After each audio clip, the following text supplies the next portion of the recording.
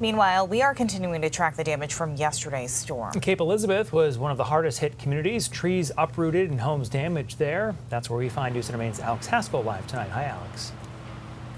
Hey guys, so we're still on Phillip Road, where behind me here we do have some crews continuing to work. The road had been blocked by some trees, so crews trying to clear up that brush.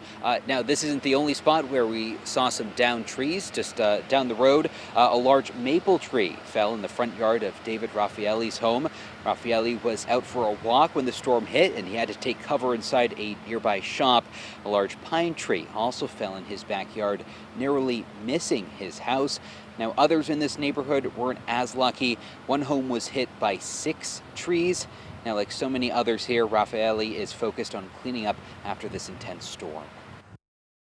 The flagpole in front of IGA I could have sworn it was going to snap over, so it was definitely different than anything I had seen. We had someone come and give us an estimate this morning, so there's plenty of people around. There were people in the neighborhood last night, looking to help.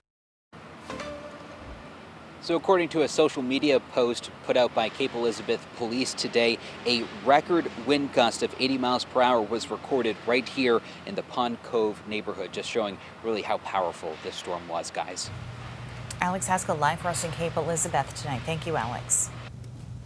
Now to this. Investigators say a lightning strike may have caused 2 fires at a home in Litchfield. Yeah, they say that happened last night around 7 o'clock. The family living at the home was all able to get out safely, no injuries there.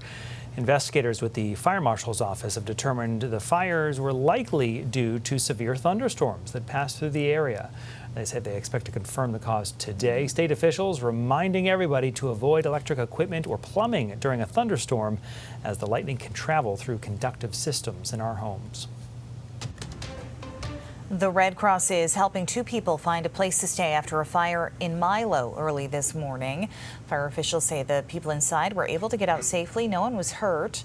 According to investigators, the fire started in the 2nd floor bathroom. The state fire marshal's office says due to a structural collapse within the home, they are not able to find an exact cause.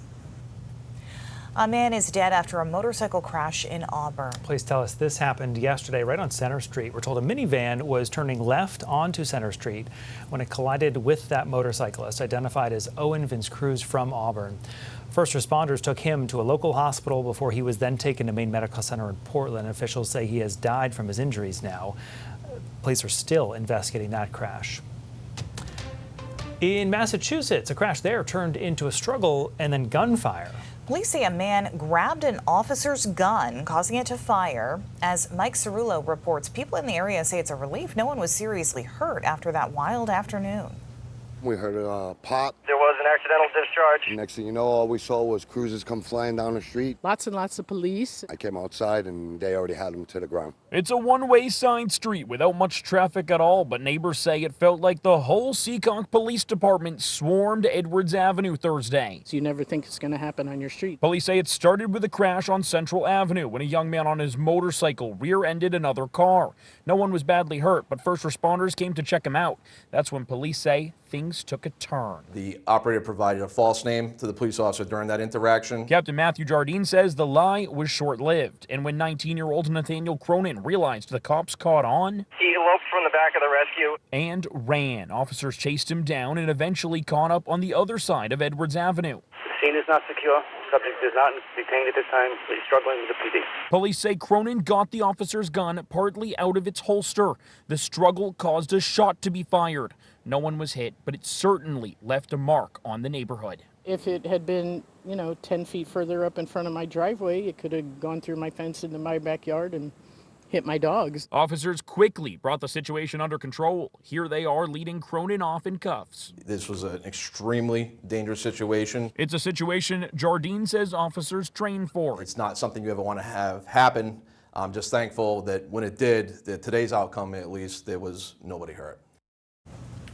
That was Mike Cerullo reporting. That suspect is facing more than a dozen charges. Police say more could be coming.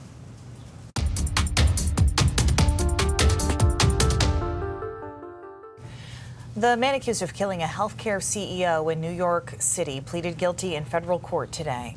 Mangione faced federal stalking charges connected to the December 2024 killing of United Healthcare CEO Brian Thompson. Mangione went on to say in court that he shot Thompson and knew what he was doing, quote, was illegal.